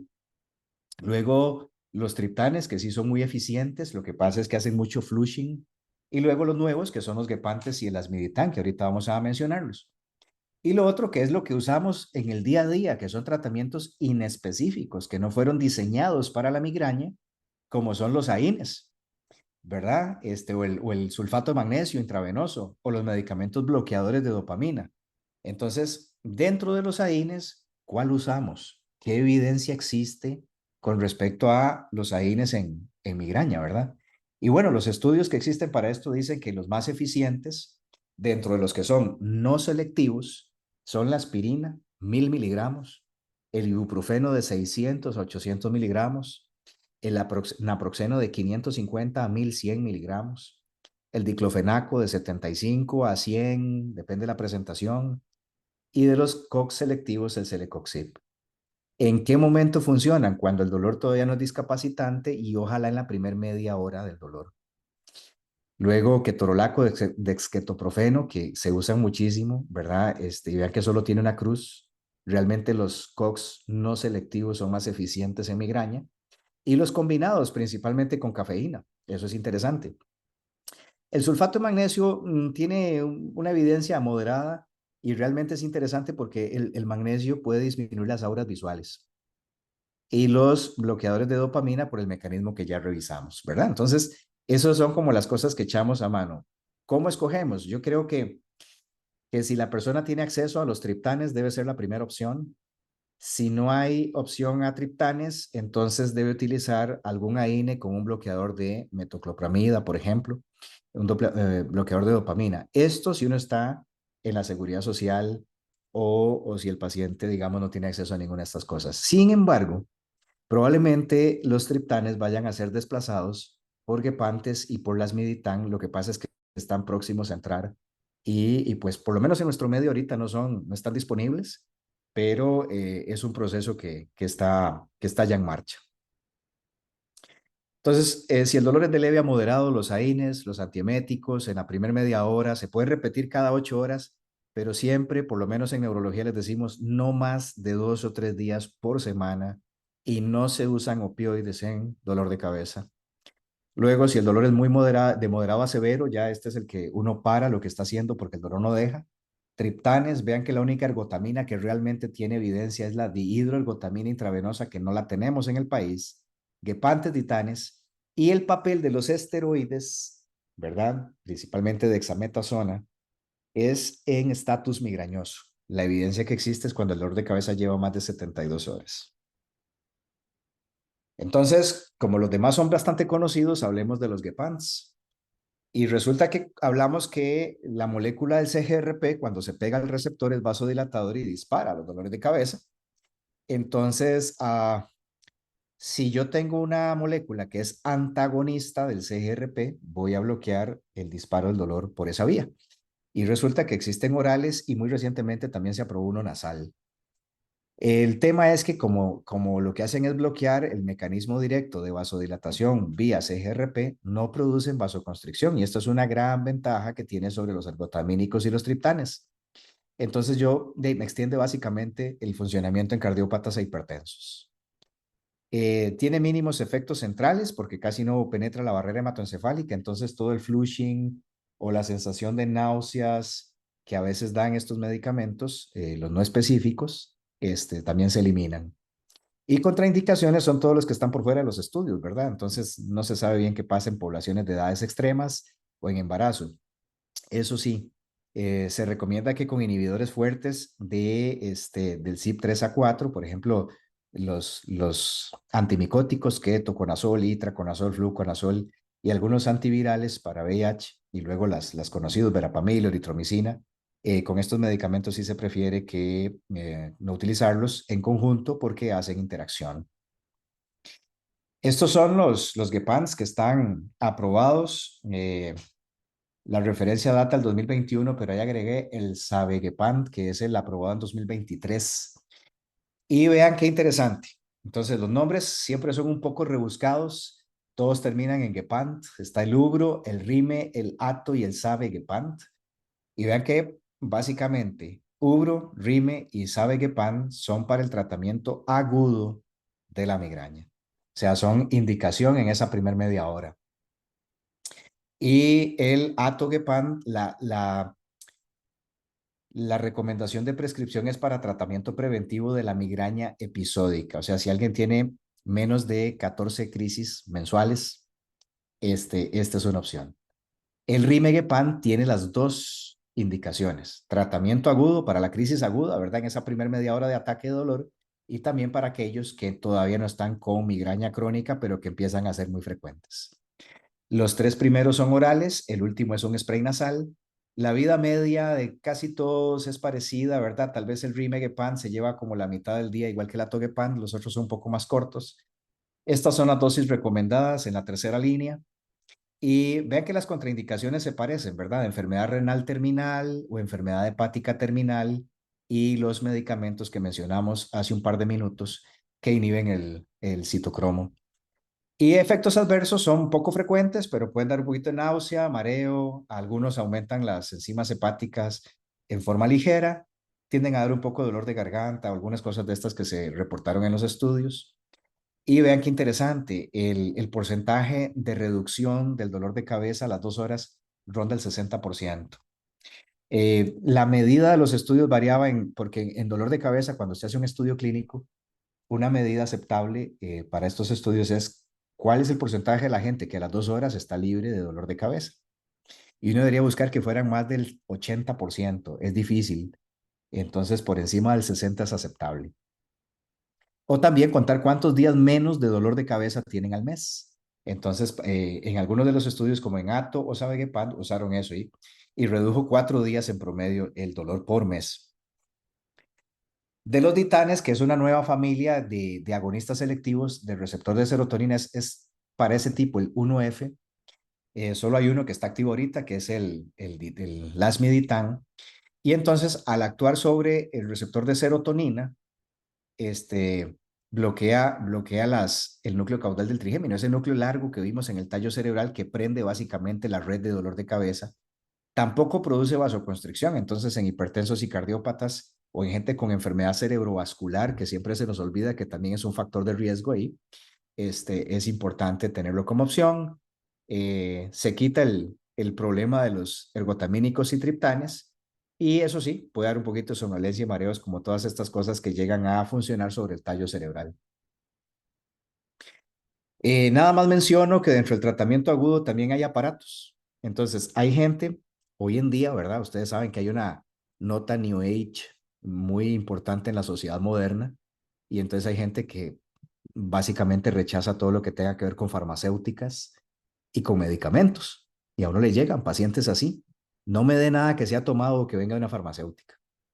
¿Y qué hacemos, verdad? Entonces, modificar estilos de vida, recetar alguna planta natural como la matricaria, por ejemplo, que se ha mencionado que puede ayudar ahí en dolores de cabeza.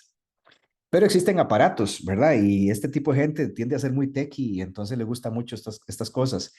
Y si tienen entre 2 y 3 mil dólares libres por ahí, se pueden comprar un Cefali. Y esto se lo ponen en la frente y le da estímulos magnéticos en una crisis migrañosa y eso los alivia y funciona. Existe también un dispositivo parecido al que se pone en epilepsia, nada más que el de epilepsia es como un marcapasos con un cable por dentro y este para dolor de cabeza es un estimulador del nervio vago en el cuello y al estimular el nervio vago bloqueamos el sistema trigémino vascular y se alivia el dolor de cabeza. También existen los que estimulan en el brazo para los que no les gusta estimularse la cabeza y hay unos riquísimos que se ponen ahí en el escritorio y que dan como un masajito a punta de disparos magnéticos en el cuello y también ayudan en el dolor de cabeza. ¿Verdad? Entonces, resumiendo el manejo agudo, la primera línea, AINES, ¿verdad? Recordemos que los COX no selectivos y sobre todo aspirina, naproxeno, diclofenaco son como los de elección. En segunda línea, triptanes o combinar triptanes con AINES. También se le puede meter si el paciente está muy nauseoso los bloqueadores de dopamina. Hasta hace muy poco se decía que en tercera línea Gepants y Ditans, principalmente pensándolo como un tema de salud pública, porque el acceso de esto todavía no está en la mayor parte de los sistemas de salud. Pero si usted tiene el acceso a través de un seguro privado, puede pasar de tercera a primera línea. Y eso es importante tenerlo claro. Y lo otro es recordar que el paciente no solo llega con dolor, que llega con náuseas, con vómitos, con fotofobia, con fonofobia. Entonces, habitación oscurita, con clima fresco, que no le hagan bulla, quitarle las náuseas.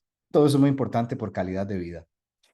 Esta es una publicación de este año en la revista Headache, en donde dice que los EGRPs ya deberían ser first line option, ¿verdad? Primera opción de tratamiento para la migraña.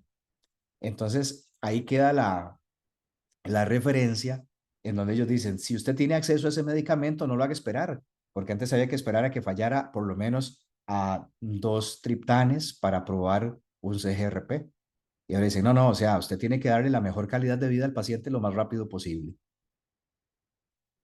Y finalmente terminamos con lo que es el manejo preventivo. Entonces, ¿a qué nos referimos con el manejo preventivo de la migraña? Bueno, ¿quiénes lo necesitan? La idea es que aquellas personas que ya empiezan con dolores de cabeza muy frecuentemente, de tipo migrañoso, ¿verdad? O sea, que ya son, por ejemplo, no crónicos, pero que son intermitentes o episódicos frecuentes, principalmente aquellos que tienen 2 o más crisis severas por mes o que ya empezaron con discapacidad, empezaron a faltar a la universidad o a faltar al trabajo por el dolor de cabeza O peor todavía, si ya están con abuso de analgésicos, ¿verdad? O si tienen contraindicaciones para los tratamientos agudos o los que desarrollaron las complicaciones. Entonces, vean qué interesante, esto también tiene crucecitas. Entonces, existen en la columna izquierda todos los que se pueden tomar por boca y en la columna derecha todos los que van por vía parenteral. Y vean que son nada específicos los que son orales. Son medicamentos que se desarrollaron para otras cosas y que, de paso, son antimigrañosos. Dentro de los beta bloqueadores, no son todos los que funcionan para migraña. Los que tienen 3 cruces de evidencia son principalmente propa, meto y timolol. Lo que pasa es que el timolol en nuestro medio costarricense lo encontramos en gotas para los ojos, pero como antihipertensivo sí encontramos metoprolol y propanolol. Obviamente, si yo tengo un paciente migrañoso que es hipertenso, esto es una buena opción. O si tengo un paciente migrañoso que tiene temblor esencial, el propanolol es una muy buena opción. Pero si tengo un paciente migrañoso que es asmático, es una mala idea darle un beta bloqueador de tipo propanolol, porque le cerramos las vías aéreas, ¿verdad? Luego, dentro de los medicamentos antihipertensivos también cuenta el candesartán. Vean que, por ejemplo, en los sartanes, este es el único que tiene evidencia. Entonces, yo puedo tomar en cuenta un paciente, por ejemplo, que sea hipertenso y que necesito nefroprotección y que además es migrañoso y que le quiero dar un medicamento IRB. No le doy, por ejemplo, el más frecuente, que sabemos que es el irbesartán, sino que lo pasamos a candesartán. Y luego vienen los medicamentos antiepilépticos, que dentro de todos los antiepilépticos, los que tienen evidencia científica de ser antimigrañosos son el valproato de sodio y el topiramato. Entonces, por ejemplo, si yo tengo un paciente migrañoso y epiléptico, estas son las mejores opciones. O si tengo un varón migrañoso que es delgado, una buena idea es darle valproato, porque si sube un poquito de peso no pasa nada y además no se embaraza. Entonces, no tengo el problema de los riesgos de embarazos con valproato. Pero si tengo una paciente que es, por ejemplo, mujer y gordita, darle topiramato sea una buena idea, porque entonces le bloquea un poco el apetito, baja de peso y le controlamos la migraña, ¿verdad? Es una mala idea si eso es una mujer delgada y depresiva y que además es directora de una empresa, porque el topiramato la va a deprimir más, le bloquea el apetito y se adelgaza todavía más, y además el topiramato produce una ralentización de la velocidad cognitiva y entonces le va a costar manejar su empresa. Entonces ven cómo uno va decidiendo, dependiendo del paciente que tiene al frente, cuál medicamento preventivo se utiliza. Amitriptilina, por ejemplo, es una muy buena opción en pacientes que están ansiosos o deprimidos, con trastornos del sueño y un dolor de cabeza migrañoso, al igual que la venlafaxina. La flunaricina es una muy buena idea en pacientes jóvenes y que no estén deprimidos y que no estén gordos, porque más de 2 meses de flunaricina puede darles aumento del apetito y el peso. Y no usamos flunaricina en los pacientes adultos mayores porque como es un bloqueador de dopamina, los parkinsonea. Entonces hay que tener cuidado. Y vean cómo memantina, atenolol ya tienen menos evidencia. Dentro de los parenterales, vean que existen toxina botulínica y todos los demás son anticuerpos monoclonales y todos tienen evidencia 3. Ahora, he de decir que la toxina botulínica tiene evidencia 3 cruces, en migraña crónica. No se utiliza en migraña episódica. En cambio, los anticuerpos monoclonales también, ¿verdad? Es más como para profilaxis de migrañas que ya se están transformando en crónicas. Recuerden que todos los anticuerpos monoclonales terminan en MAP, que es la abreviatura en inglés de monoclonal antibody, que la sílaba que va antes del MAP nos dice si son humanizados o si son quiméricos, ¿verdad? Entonces, cuando es ZU, eso es humanizado. Y luego las primeras sílabas son las que dan realmente el nombre del medicamento. Entonces, dentro de los medicamentos preventivos, ¿verdad? Tenemos siempre como primera línea lo que tenemos a mano: propanolol, amitriptilina, valproato, topiramato. Vean las dosis, que eso es una cosa que nosotros tratamos de estimular siempre, principalmente con medicina de primer nivel, con medicina general, medicina familiar. Muchísimas veces nos mandan al paciente bien diagnosticado con migraña, con una muy buena selección del medicamento preventivo como propanolol o amitriptilina o valproato, pero con dosis placebo, ¿verdad? 10 miligramos de propanolol al día, eso no le va a servir. 10 miligramos de amitriptilina en la noche, eso no le va a servir. 250 miligramos de valproato en el día, eso no sirve para nada. ¿verdad? Entonces hay que usar las dosis correctas por el tiempo correcto. Los medicamentos preventivos se usan de 3 a 6 meses y si no funcionaron se cambian. Y la otra cosa es que muchas veces no funciona porque el paciente sigue con el abuso de analgésicos. Y mientras no corrijamos eso, entonces no se va a corregir el dolor de cabeza. Los monoclonales también funcionan contra el CGRP. Entonces vean que esto es una competencia, ¿verdad? Contra los orales que mencionamos para el tratamiento agudo, pero en el sentido de que estos funcionan más para prevención que para tratamiento agudo.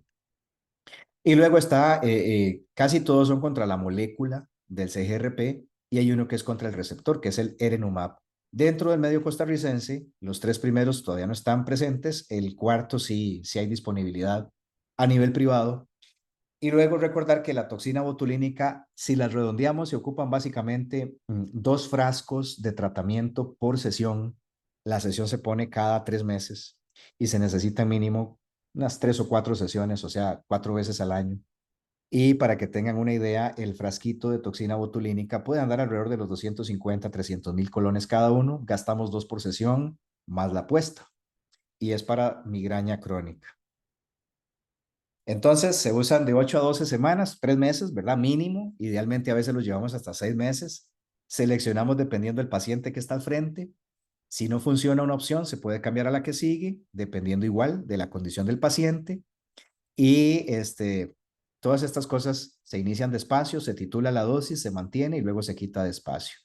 Siempre hay que decirle al paciente que cuando uno empieza medicamentos preventivos, es medicina, no es magia, y hay que darle de 2 a 4 semanas de tiempo para que funcionen, ¿verdad? Los anticuerpos anti-CGRP, que eran estas moléculas, lo mismo, o bloquean la molécula o su receptor, bloquean la migraña por el mecanismo que ya sabemos de vasodilatación y proinflamación del CGRP, y es para prevención de, ¿verdad?, de migraña episódica o crónica. Y también tienen un uso en otra de las cefaleas primarias, que es el tercer grupo, que se llaman cefaleas trigémino-autonómicas, que de ese grupo probablemente la que ustedes hayan escuchado más frecuentemente es la cefalea en racimos, pues también se pueden aplicar en este terreno. También parece que están teniendo alguna respuesta importante para el dolor de cabeza por abuso de analgésicos, porque hoy en día lo que tenemos a mano es quitarle los analgésicos de golpe y darles, chinearlos 2, 3 semanas que la pasan muy mal y luego ya empiezan a ver la luz cuando les pasa el efecto del abuso de analgésicos. Mismo tema que con los orales, ¿verdad? Hay que tener cuidado con los inhibidores de CYP3A4 y no tienen efecto en la parte cardio o cerebrovascular. Un resumen de esos 4 que les mostré, ¿verdad? Que vean que todos son parenterales, son subcutáneos, solo el Epitezumab, que es el último, es intravenoso. El que está en Costa Rica hay que aplicarlo cada 28 días mensualmente, ¿verdad? Hay otros que son trimestrales y hay algunos riesgos de hipersensibilidad como con todos los anticuerpos monoclonales, ¿verdad? Son anticuerpos al final de cuentas y entonces a veces hay que tener cuidado con la infusión porque puede generar reacciones locales. Decimos que la persona responde al tratamiento preventivo cuando reducen más de un 50% el dolor. Lo típico hoy en día es que vemos un paciente, le damos todo el esquema y le damos tratamiento 12 semanas y que lleve o una aplicación, funciona súper bien, una aplicación en el celular para la gente por debajo de los 40 años y por encima de los 45, 50 es mejor un almanaque o un diario. Y si llega a los 3 meses a la cita con menos del 50% de dolor por día, ya todo eso se considera un éxito. Pero hay que eliminar el abuso analgésico y buscarle el mejor preventivo de acuerdo al perfil del paciente, ¿verdad? Y el resumen sería: primera línea, betabloqueo, topiramato, candesartán; segunda línea, valproato, flonaricina, amitriptilina; y dejar toxina botulínica y los anticuerpos monoclonales como tercera línea. Esto es como un esquema resumen de todo. La primera línea de tratamiento sería bloquear náuseas y vómitos, usar uno de los AINES que vimos en agudo, ¿verdad? Solamente que el paciente sea alérgico a los AINES, el acetaminofén, pero vean, el acetaminofén, si el dolor en una escala de 0 a 10 está por encima de 7, no le hace mucho. Y eso que hay que usar más o menos 1000 miligramos para arriba, ¿verdad? De estos que vienen ahora en sachet, en gel para tomar, funcionan bastante bien en los primeros 20 o 30 minutos en alérgicos a AINES o en embarazadas. Si no respondiese a eso, o si tenemos vía directa a un triptán, el triptán es la vía aguda más importante, se pueden combinar con AINES y funcionan bastante bien. y si no, guepantes o ditanes. Y si son más de 2 crisis de migraña al mes, entonces empezar preventivos como los acabamos de mencionar. Y el seguimiento, ¿verdad? Es muy importante siempre evaluar la respuesta con calendarios, con aplicaciones, ver qué efectos secundarios tienen y tratar de reducir al mínimo el uso de analgésicos. Por aquí dejé una columna con varias de las aplicaciones que usamos hoy en día para revisar cómo le está yendo al migrañoso. Yo uso mucho esta primera, Migraine Body. Pueden bajarla y verla, es bastante amigable con el usuario y les agradezco mucho la atención. Quedo abierto a preguntas y atendiendo si eventualmente mi colega se pudo volver a conectar para completar la información. Muchas gracias. Muchísimas gracias, doctor. Claro que sí, tenemos preguntas. Nos realiza la pregunta Fabiola Aguilar. ¿Qué tratamiento se debe utilizar en embarazadas y en el periodo de lactancia? Ah, bien, eso es un tema importantísimo, ¿verdad? Bueno, en embarazadas usted puede usar AINES, excepto en el tercer trimestre, porque le cierra el conducto arterioso. En lactancia hay que tratar de evitar los bloqueadores de dopamina porque interfieren en la lactancia. Tratamos de no usar ningún medicamento preventivo durante el embarazo. Esteroides de vez en cuando si hay crisis importantes. Y en el periodo de lactancia, tratar de usar los que menos pasen por leche materna o en las dosis menores posibles. Pero embarazo es todo un tema, vean. Fisiológicamente hablando, cuando uno tiene una embarazada con migraña, es como partir un queque en 3 pedazos. El 30% de ellas se controla súper bien solo porque sí, porque está embarazada.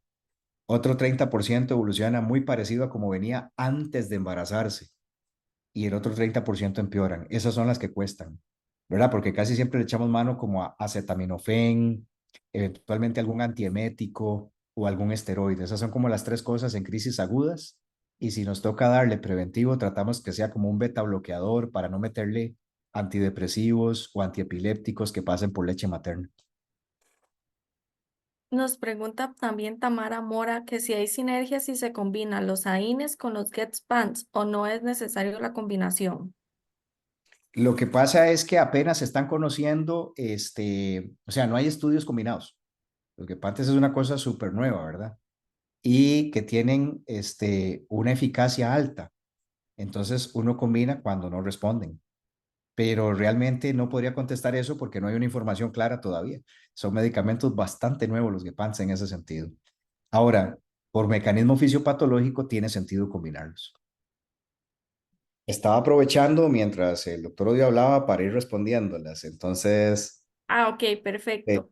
no sé si Nada más teníamos en el chat una que decía, el uso de la migradorixina es recomendable tomarlo en cada crisis.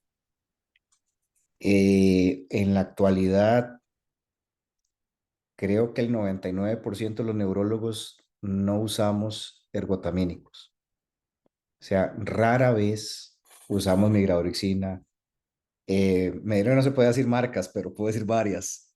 Ah, realmente hay gente que lo utiliza, es un over the counter, ¿verdad? Y funcionan. Pero como ustedes vieron, dentro de todos los medicamentos específicos e inespecíficos para migrañas, para el tratamiento agudo de la migraña, es el que tiene menos evidencia. Si tiene una cruz. Y en un tratamiento agudo, realmente el que más funciona es la dihidroergotamina intravenosa. Es el que está en las guías de todo el planeta prácticamente.